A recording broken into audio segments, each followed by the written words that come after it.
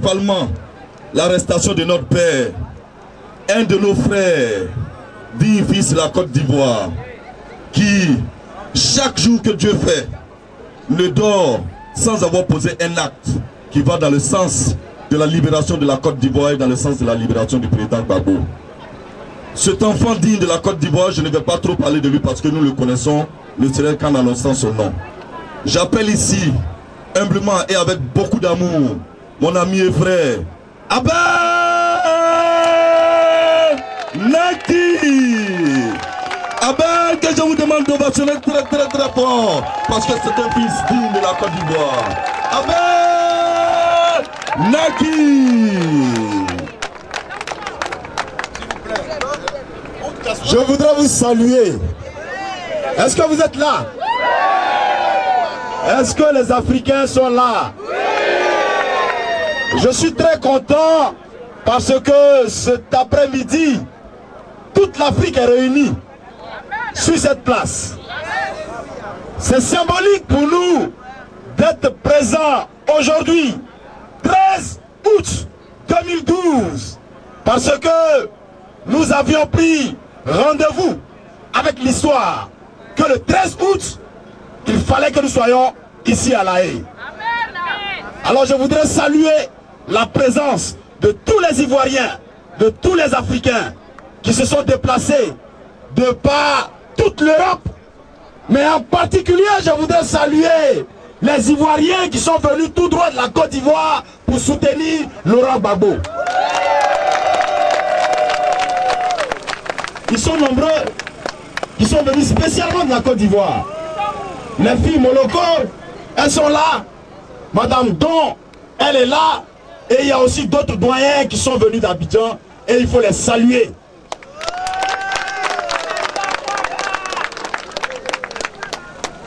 Je voudrais vous faire un peu l'historique de notre lutte que nous menons depuis le 11 avril 2011. Date historique, date à laquelle la Côte d'Ivoire a été déstabilisée par l'Occident. La Côte d'Ivoire a été foulée aux pieds par les puissances occidentales. Depuis le 11 avril, nous avons tous été choqués. Nous avons tous été meurtris. Nous avons tous pleuré. Pour certains, c'était dans leur salon. Pour d'autres, c'était au travail. Mais pour nous, lorsque nous avons appris cette nouvelle, nous nous sommes dirigés directement sur les Champs-Élysées, car c'est là-bas que ceux qui ont commandité le coup sur la Côte d'Ivoire habitaient. Nous y sommes allés sans autorisation, parce que nous avons dit que Nicolas de Boxer Sarkozy n'avait pas demandé d'autorisation pour bombarder la Côte d'Ivoire.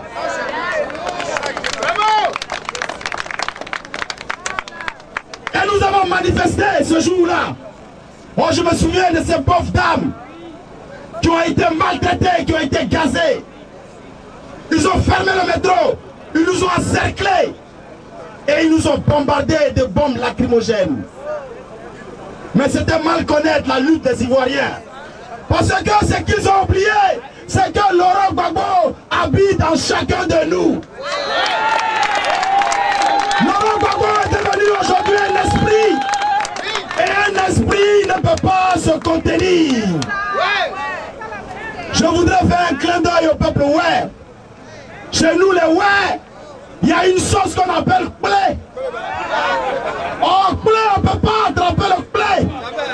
Quand tu veux attraper, ça glisse. Donc le cas de Laurent Gbagbo glisse dans la main et ils ne savent plus comment le contenir.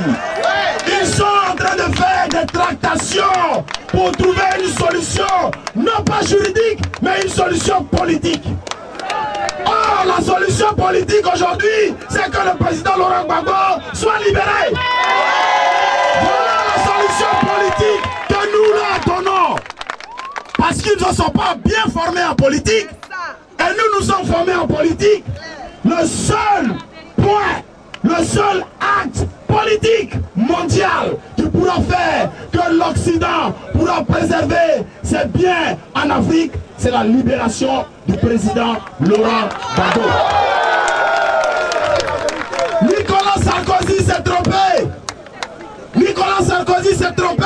La preuve aujourd'hui, il négocie un exil. Il négocie l'exil au Canada. Alors s'il y a des Canadiens ici cet après-midi, dites à vos autorités que Nicolas Sarkozy c'est un seigneur de guerre. Nicolas Sarkozy est un voyou et qui ne doit pas obtenir l'exil au Canada. C'est un mal connaître les Ivoiriens parce que nous avons été meurtris. Nous nous sommes organisés. Nous avons appelé les Africains. Nous avons appelé les panafricanistes. Et nous nous sommes organisés pour faire tomber Nicolas de Boxa Sarkozy. Oui, nous l'avions dit le 11 avril 2011 sur les Champs-Élysées que Nicolas Sarkozy allait tomber pendant les élections. Et Nicolas Sarkozy tomba.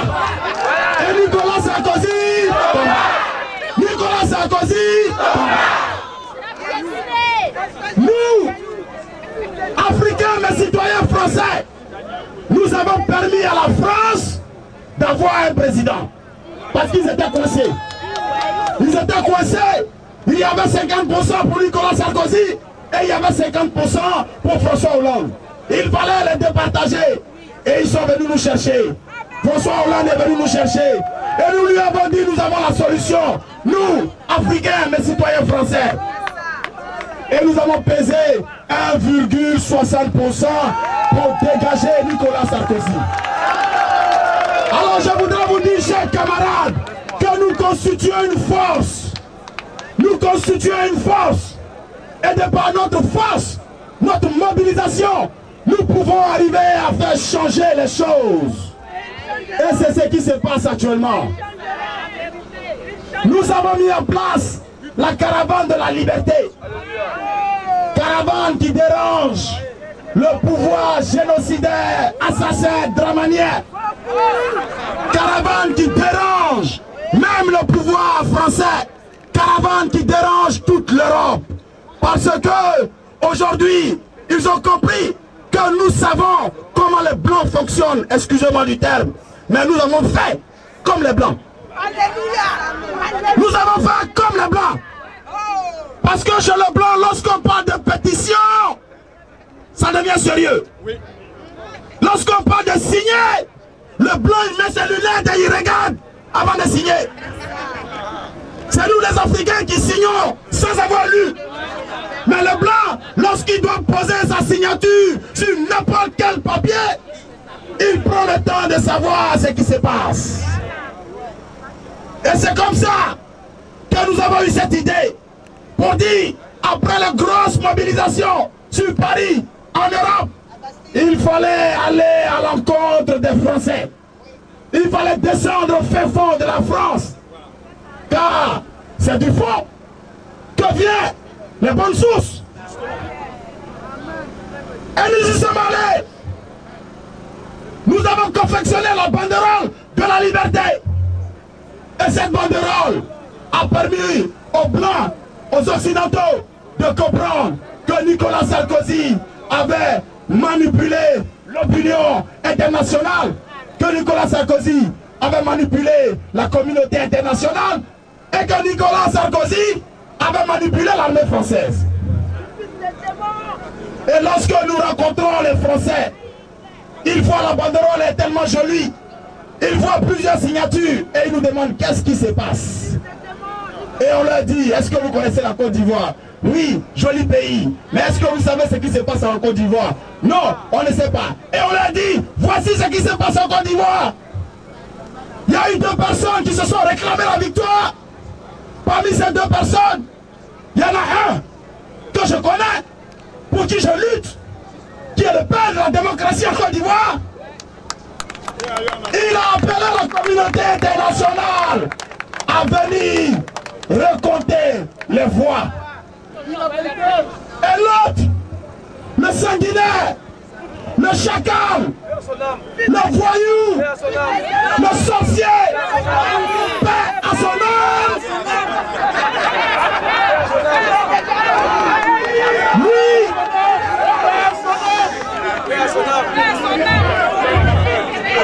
il a ordonné à Nicolas Sarkozy de bombarder la Côte d'Ivoire. Dites oh honte. Oh honte. Oh honte. Nicolas Sarkozy a amené l'armée française en Côte d'Ivoire et a bombardé notre cher pays. Je voyais le président Laurent Gbagbo en débardeur. Je n'étais pas sûr, je pensais que c'était un montage.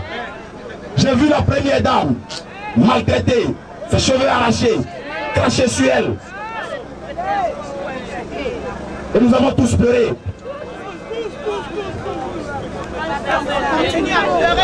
Et on continue de pleurer. Mais je crois que nos larmes sont en train de se suer. Je crois que Dieu est en train de combattre pour nous. Et je voudrais vous annoncer que depuis quelque temps, la peur a changé de camp. La peur a changé de camp. Par vos actions, par nos actions et par la foi de l'Éternel des armées, la peur a commencé à changer de camp. Oui, nous sommes partis du nord de la France parce que le nord est symbolique pour nous. C'est du nord qu'est venue cette rébellion. C'est du nord qu'est venu le malheur. C'est du nord qu'est venue la déstabilisation de notre cher pays. C'est du nord que nous avons été humiliés. C'est du nord que nous avons été cloués. C'est pour cela que nous avons commencé la caravane au nord. Et au nord, il y avait Martine Aubry, la socialiste, celle qui détestait Laurent Gbagbo. Nous lui avons remis le dossier.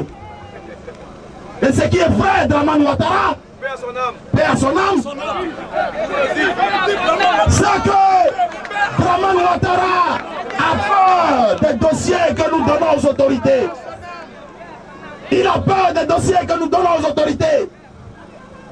Nous avons fait le tour de la France. Nous avons fait 9 villes françaises, sans subvention, sans parrain, avec nos propres moyens. Vous avez vu la vidéo. Certaines de nos voitures sont tombées en panne. Nous n'avons pas reçu d'aide. Dites Yako. Yako. Yako. Mais nous continuons le combat parce que Laurent Gbagbo a dit nous irons jusqu'au bout. Et on ira. Chers camarades, mais ce qui a dérangé Ouattara, il y a 2 choses dans la caravane qui a dérangé Ouattara. La première chose, et je voudrais saluer nos camarades de Nantes, nos camarades de Nantes qui ont accueilli la caravane de la liberté. Nous étions devant la mairie, alors qu'une semaine avant, nous avions envoyé un courrier au Premier ministre Jean-Marc Ayrault, Premier ministre français, pour dire que dans ta ville, il y aura une caravane de la liberté. Nous arrivons devant la mairie, et bizarrement, les samedis où la mairie est toujours ouverte parce que beaucoup de personnes se marient, elle était fermée. Et nous avons dit à Jean-Marc Ayrault, nous ne bougerons pas d'ici tant que vous ne nous recevez pas. Et nous sommes restés là. Et bizarrement, 5 minutes après, voici que apparaît dans l'horizon un blanc habillé en costume et qui vient vers nous. C'était l'adjoint au maire de Nantes. Et nous sommes rentrés dans son bureau et nous avons été reçus. Les vidéos sont sur internet.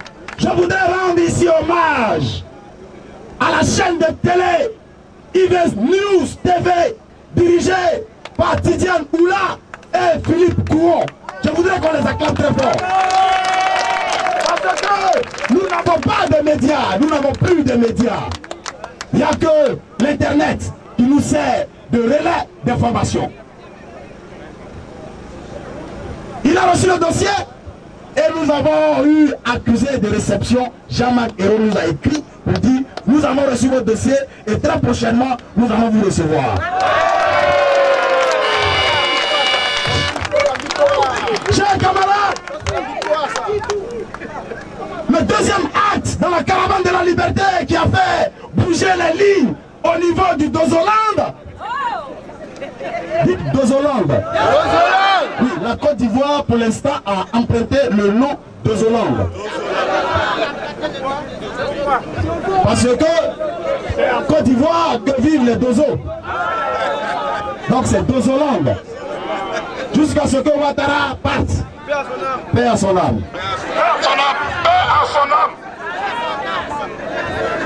Le deuxième acte qui a fait reculer Draman Ouattara et Drame en ce moment, c'est notre passage à Nice.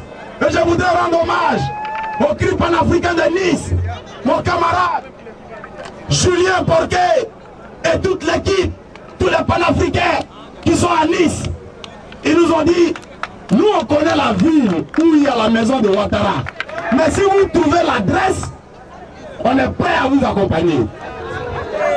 Mais comme ils savent qu'aujourd'hui, les informations, les vrais sont avec nous, et nous sommes très infiltrés dans leur camp. Nous savons quand Ouattara doit manger, et nous savons quand il doit dormir. Nous savons quand il doit voyager, nous savons quand il doit prendre l'avion, et quand il doit atterrir. Je vous informe qu'en ce moment, il est sur Paris. Mais paix à son âme.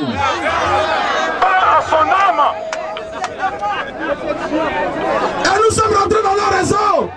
Nous avons récupéré l'adresse du tueur de Diokwe. Il habite au 598 chemin Pablo Picasso 06 250. Ça dit que j'ai appris ça par cœur. Parce que Ouattara et moi, on a quelque chose à régler ensemble.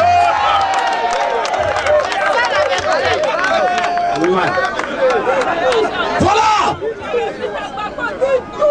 Et mon camarade Julien m'a dit, écoute, est-ce que si on lui déposait une petite gemme de fleurs à la mémoire de nos frères qui sont morts à Diokwe?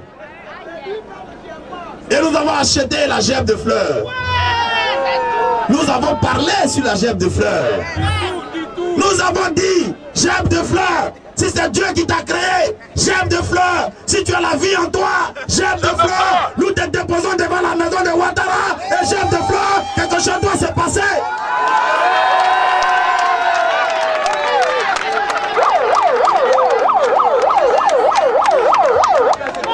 Et quelque chose s'est passé. Quelque chose s'est passé. Oui, chers camarades, c'est sérieux ce que je dis. Lorsque la gerbe de fleurs a été déposée, il ne fallait pas que le gardien fasse entrer la gerbe de fleurs dans la maison.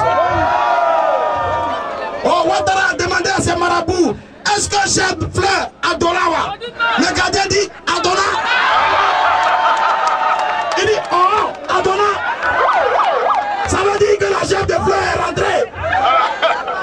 Oh, si la gerbe de fleurs est rentrée, c'est que c'est grave.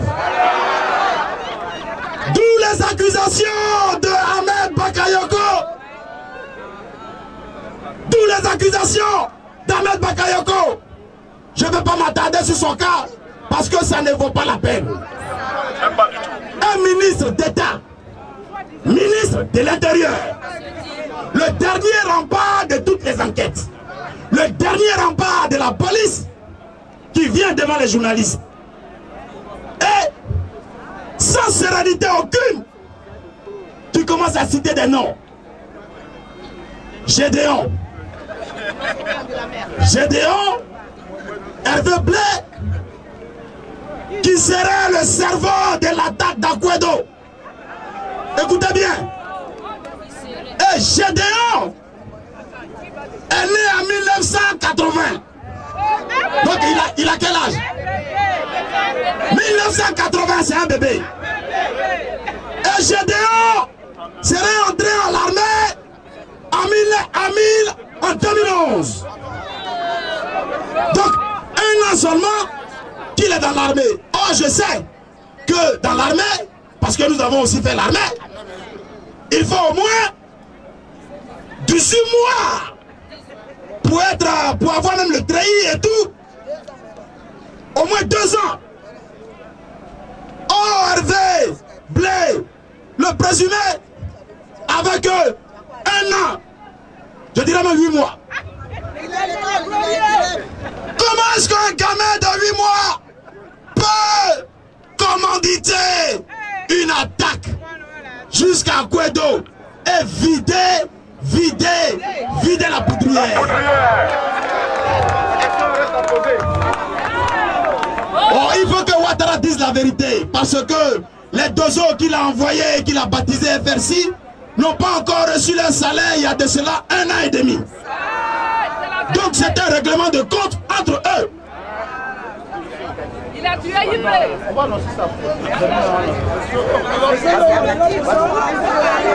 Donc, c'est un règlement de compte entre eux. Et comme ils ont honte, et qu'ils savent qu'ils ont été lâchés par la France, il faut qu'ils trouvent un émissaire. Il faut qu'ils trouvent des émissaires.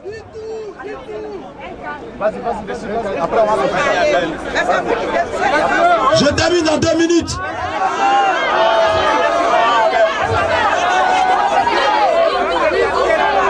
Chers camarades, il n'y a pas de pro-Gbagbo qui serait en train d'attaquer la Côte d'Ivoire. Il n'y a pas de pro-Gbagbo qui serait en train de commanditer un coup d'État. Parce que nous n'avons plus d'armes. Nous ne sommes plus au pouvoir. Nous sommes en exil et nous sommes emprisonnés. Donc il n'y a pas d'armes. On n'a même plus d'argent, les comptes ont été gelés. Alors où est-ce qu'on enlève cet argent pour former ces professionnels qui ont fait un travail propre?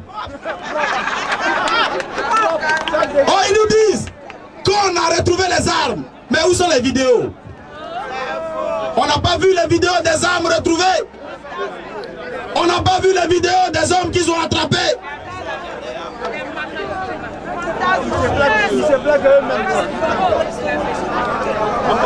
Voilà, chers camarades, la vérité. Oh, on me demande d'annoncer qu'on a des camarades qui viennent juste d'arriver, je ne sais pas d'où. De Paris, on les acclame très fort.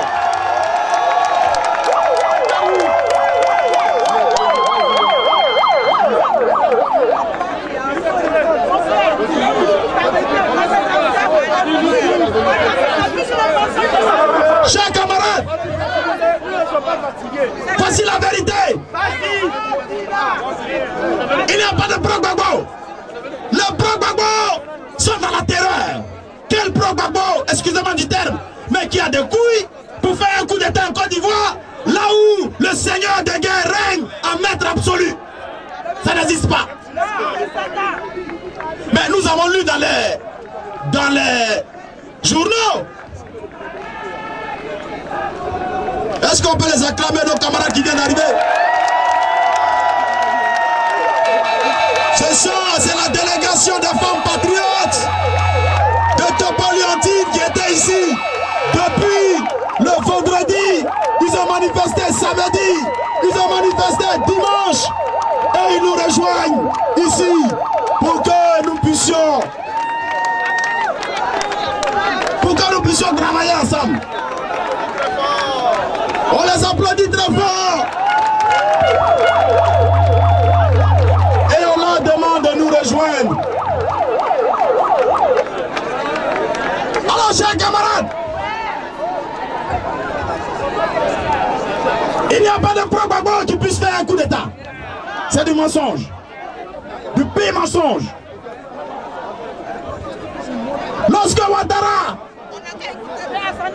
se rend compte que tous ses soutiens sont en train de le lâcher, parce que le vendredi dernier, je pense que le professeur Boga, quand il sera là tout à l'heure, en parlera, lui, moi et une autre sœur, Mireille Saki, étions aux affaires étrangères, au Quai d'Orsay, et ils nous ont dit, noir sur blanc, que Ouattara est tellement dans la peur, dans la psychose lui-même, qu'aujourd'hui, il est coupé même de ses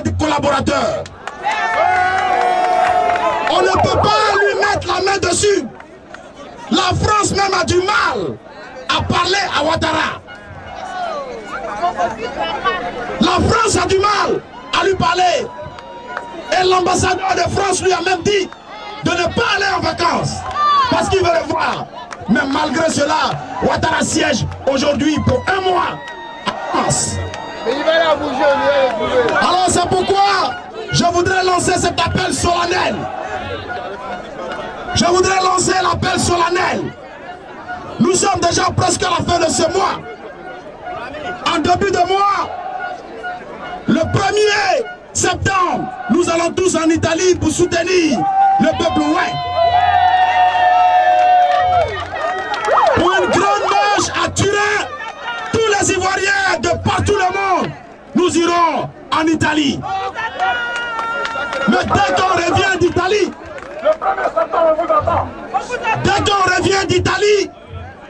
dans la quinzaine du mois de septembre,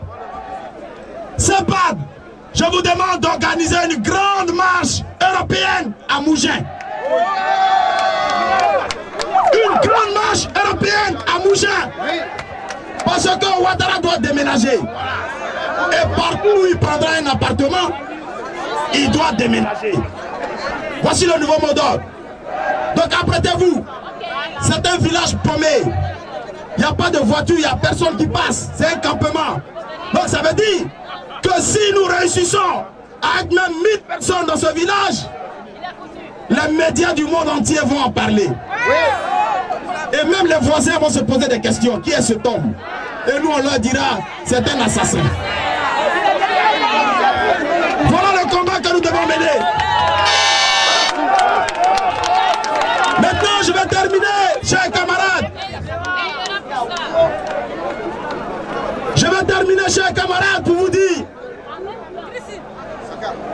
il peut y avoir 1000 reports du procès de Gbagbo, il y aura 1000 manifestations à La Haye. Dès qu'il y a un report, sachez que c'est une manifestation. Donc ils peuvent continuer à reporter, nous on continuera à venir à La Haye.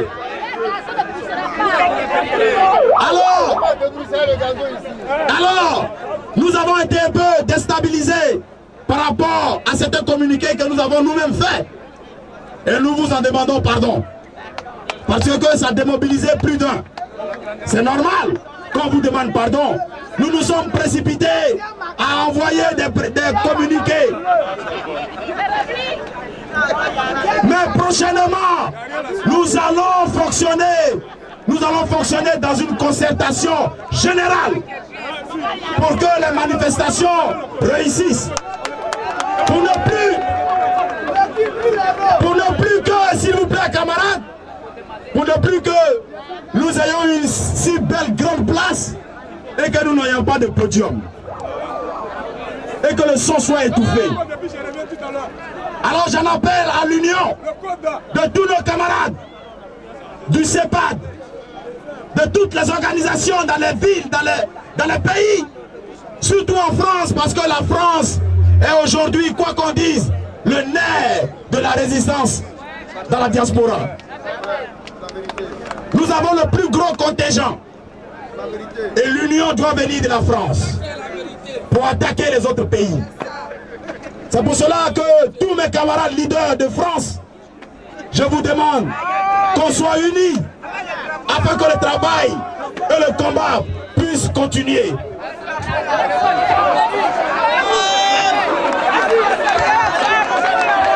Chers camarades, je vais bientôt terminer. Je vais terminer pour vous dire. Je vais terminer pour vous dire que Ouattara Dramane est dans ses derniers jours. Parce que ce ne sont pas les armes qui vont faire partie Ouattara, c'est la mobilisation. Et il faut maintenant qu'il y ait en Côte d'Ivoire. Je voudrais m'adresser à mes frères qui sont restés en Côte d'Ivoire. Le temps de la révolution pacifique et démocratique a sonné. Le temps de la révolution pacifique et démocratique a sonné. Car la paix a changé de camp. Que Dieu t'attende. La paix a changé de camp. Que Dieu t'attende. C'est maintenant eux. C'est maintenant eux qui ont peur. C'est Dramane qui a peur. C'est le pouvoir en place qui a peur. Et il nous appartient maintenant à nous de donner la nouvelle orientation pour la libération de notre pays. Voilà, chers camarades, ce que j'avais à vous dire. Et je voudrais vous dire que la caravane de la liberté continue. Et très prochainement, le calendrier européen sera mis à disposition pour que tous ceux qui viennent de l'Europe puissent savoir quelle date la caravane passe dans leur pays et dans leur ville. Parce que c'est une arme fatale, la caravane de la liberté. Après l'Europe, nous allons attaquer l'Afrique. Nous allons commencer par le Maghreb pour descendre jusqu'en Côte d'Ivoire. Et Ouattara sera obligé d'accueillir la caravane de la liberté. S'il est vraiment démocrate, il sera obligé d'accueillir la caravane de la liberté. Et ce sera le jour de la libération de la Côte d'Ivoire. Oh les gars!